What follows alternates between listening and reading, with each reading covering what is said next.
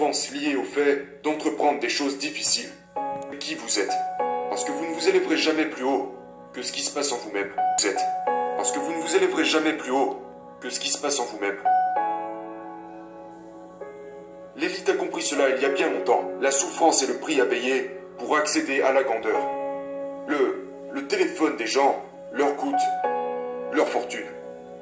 Vous pouvez jouer avec votre téléphone ou être pleinement concentré sur le fait de devenir une légende vivante. Matinales qui sont le sujet principal de mon dernier livre. Et il y a quelque chose de vraiment puissant là-dedans. Si vous commencez vos journées en transpirant par le biais du sport, vous activez en fait un certain processus chimique qui existe dans chaque cerveau humain. Transpirer dès le réveil va libérer du BDNF, qui n'est rien d'autre que le facteur neurotrophique issu du cerveau, qui va en fait accroître votre développement. Ça va guérir les cellules de votre cerveau qui ont été endommagées par le stress. Ça va libérer en vous de la dopamine qui est le principal neurotransmetteur dont nous avons tous besoin en tant qu'entrepreneurs, que bâtisseurs d'entreprises et serviteurs de l'humanité. Le cortisol. Les hormones de peur sont très fréquentes au réveil. Donc faire de l'exercice au début de chaque journée va réduire cela. Et je vais parler de ma formule 20-20-20. Je vais la mentionner car c'est un excellent moyen de maximiser son énergie. Eh bien, parlez-nous de cette formule justement, qui commence par de l'exercice physique, mais quelle est la suite de cette formule qui est très puissante? Mon nouveau livre parle essentiellement des raisons de se lever à 5 heures du matin. Si on regarde les personnes les plus créatives, les plus performantes, les plus grands humanitaires et les plus grands titans de notre industrie, beaucoup d'entre eux se lèvent à 5 heures du matin. Les heures qui précèdent le lever du soleil sont les heures durant lesquelles nous avons le moins de chances d'être distraits. Ce sont les heures durant lesquelles vous pouvez vraiment développer cette intimité et cette maîtrise envers les choses qui vous tiennent vraiment à cœur. Les heures qui précèdent le lever du soleil représentent le luxe de la tranquillité. Parce que vous pouvez facilement entrer dans un travail profond qui vous permet ensuite de ressortir à la lumière du jour au meilleur de vous-même. Donc la formule 20-20-20, c'est simplement 3 périodes de 20 minutes. La première période est consacrée au sport, de 5h à 5h20 du matin. Dans cette période de 20 minutes, l'objectif est de transpirer parce que, comme je l'ai mentionné plus tôt, transpirer libère des neurotransmetteurs qui réduisent les hormones de stress et augmentent votre taux métabolique, ce qui vous procure plus d'énergie. Donc maintenant, ça libère aussi de la sérotonine, qui contribuera à votre bonheur. Donc maintenant il est 5h20, vous vous sentez fondamentalement différent, vous avez de l'énergie, vous êtes dans un état positif, vous sentez jaillir un feu en vous qui accroît votre concentration. De 5h20 à 5h40 a lieu la deuxième période de la formule 20-20-20 qui est axée sur la réflexion. Nous vivons dans un monde où les gens sont constamment occupés. Mais à quoi ça sert d'être constamment occupé si c'est pour être occupé à faire les mauvaises choses? La clarté est l'une des clés de la maîtrise. Vous savez ça, si vous parlez aux titans de notre industrie, que vous parlez aux gens qui concrétisent vraiment leur ambition, ce sont tous des gens qui savent se concentrer monomaniaquement sur le peu de choses qui comptent réellement. Ils sont obsédés, je dirais même possédés par les objectifs qu'ils se sont fixés.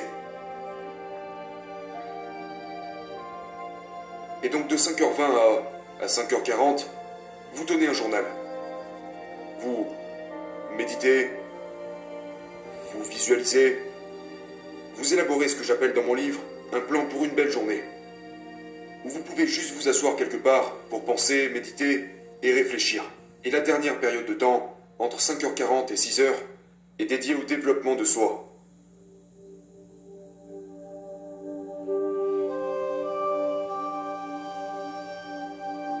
Si vous regardez les plus grands milliardaires, j'ai coaché beaucoup de milliardaires au cours des 20 dernières années. Si vous regardez les gens les plus prospères sur cette planète, ils ont tous une chose en commun. Ils sont incroyablement curieux. Et peu importe la quantité d'argent qu'ils gagnent, l'impact qu'ils ont, ils maintiennent une mentalité de débutant. Une des clés pour une performance hors norme, c'est un engagement implacable à une croissance quotidienne. En fait, tout se résume à ça. La façon que vous avez de commencer vos journées détermine littéralement la suite de vos journées. Si vous réussissez chacune de vos journées, vous finissez par réussir chacune de vos semaines, de vos trimestres, de vos années, et finalement votre vie. Votre vie et vos journées sont intimement liées, donc vous devez vraiment calibrer vos routines matinales si vous voulez finir par l'emporter.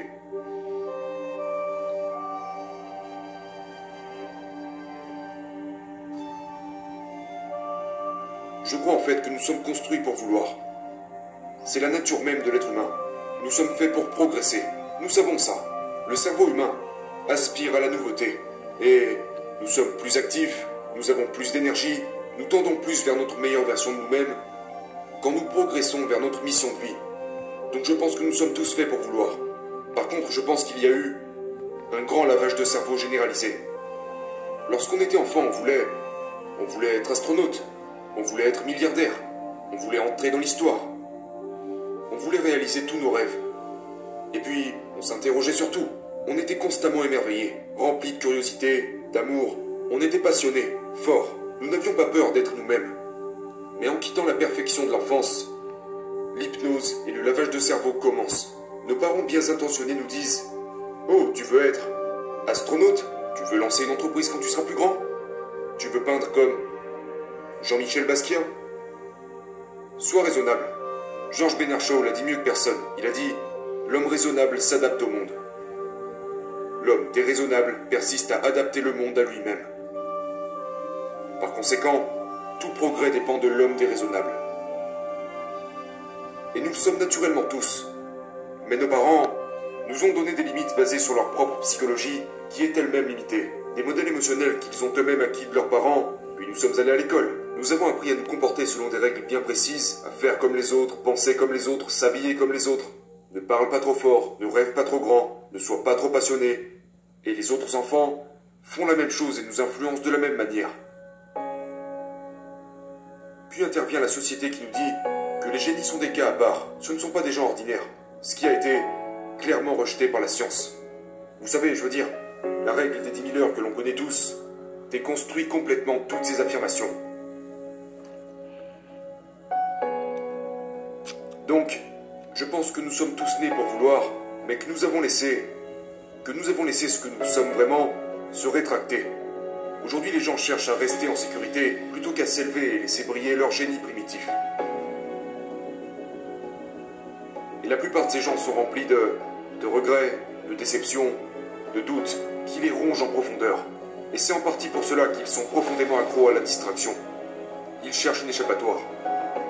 Parce qu'ils ne veulent pas tenir compte de tout ce potentiel qu'ils ont gâché.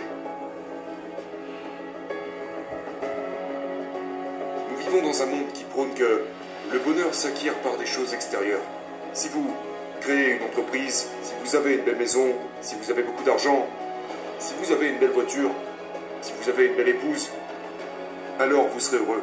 Je pense qu'il y a une sorte de modèle dans mon livre qui, à mon avis, peut sembler être un modèle perturbateur, mais qui est en réalité un modèle transformateur, que je représente par les 4 empires intérieurs. Il ne s'agit pas seulement de l'état d'esprit. Il y a l'état d'esprit, l'état du cœur, l'état de la santé et l'état de l'âme. Et on va en parler si vous voulez. J'ai travaillé sur ces 4 empires intérieurs quand je passais par une très mauvaise période. C'est-à-dire, j'avais l'argent, j'avais le succès, j'avais les diplômes, et pourtant je me réveillais tous les matins, j'allais dans ma salle de bain, je me regardais dans le miroir et je me sentais toujours complètement vide. Rien ne coûte plus cher que de perdre votre joie et votre paix mentale. Et donc ce que j'ai fait, c'est que j'ai commencé à travailler sur moi-même. J'ai commencé à travailler sur mon état d'esprit. J'ai lu tous les livres possibles, je suis allé à des séminaires, mais tout cela ne représente que le côté psychologique, et c'est insuffisant.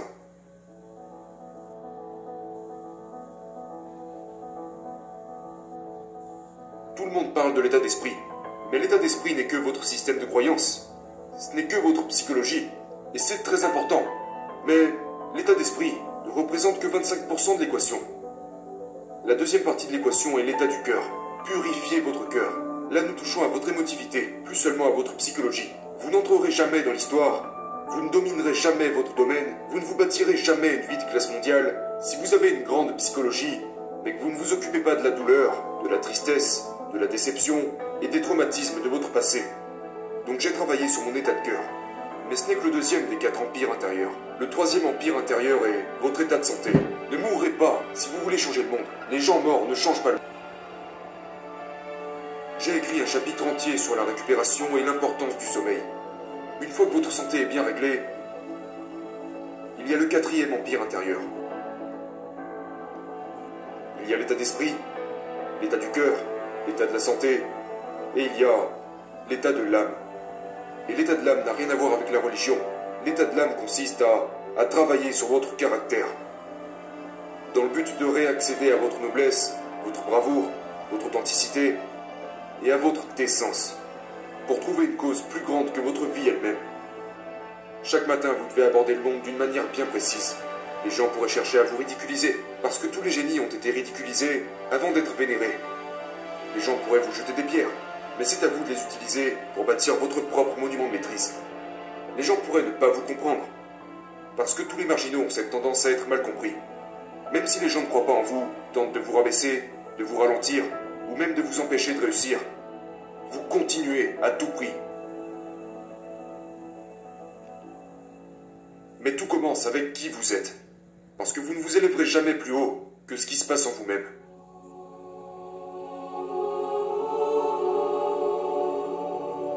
La clé, c'est d'accepter la souffrance liée au fait d'entreprendre des choses difficiles. Je pense que le plaisir a été beaucoup trop promu dans notre société. Je veux dire, aucun titan de notre industrie, aucun artiste légendaire, aucun grand athlète. Vous savez, l'élite a compris cela il y a bien longtemps. La souffrance est le prix à payer pour accéder à la grandeur. Donc, comment devenir plus courageux? Faites des choses difficiles que vous n'avez même pas nécessairement envie de faire, mais que vous savez être bénéfiques.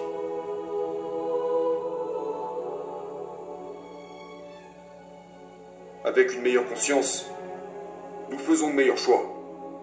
Avec de meilleurs choix, nous obtenons de meilleurs résultats.